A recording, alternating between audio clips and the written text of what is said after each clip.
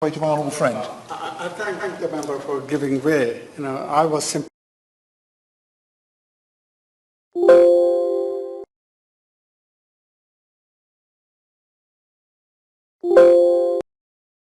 to quote India's rich tradition and constitutional status as a secular democracy. I remember vividly.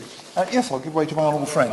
I thank the member for giving way. I was simply stunned when the reputable organisation Amnesty was forced to close its office in India too.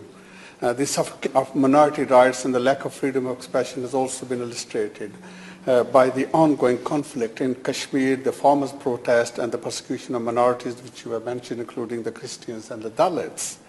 Now, right today, Muhammad Yasin Malik and other Hurriyat leaders have been sentenced for life, and their only crime is wanting freedom from Indian illegal occupation.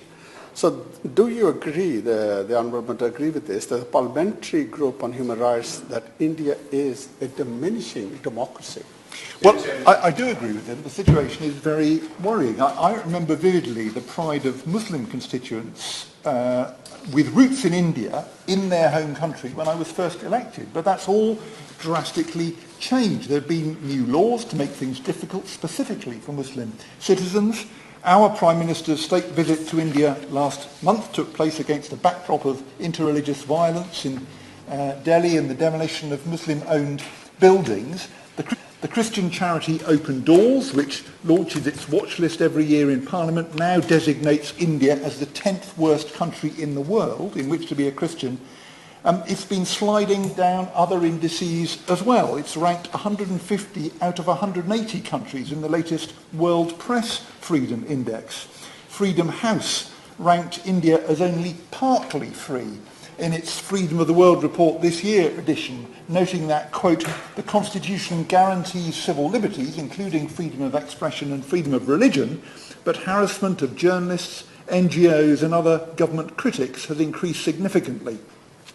The Economist Intelligence Unit, in its latest Democracy Index, categorises India as, quote, a flawed democracy. And Civitas, the Johannesburg-headquartered Global Civil Society Alliance, categorises Indian civil society as, quote, repressed, which is the second worst category in their ranking, having been downgraded in 2019. Now, no one of those indices proves there is a problem, but the overall message they all convey is unmistakable.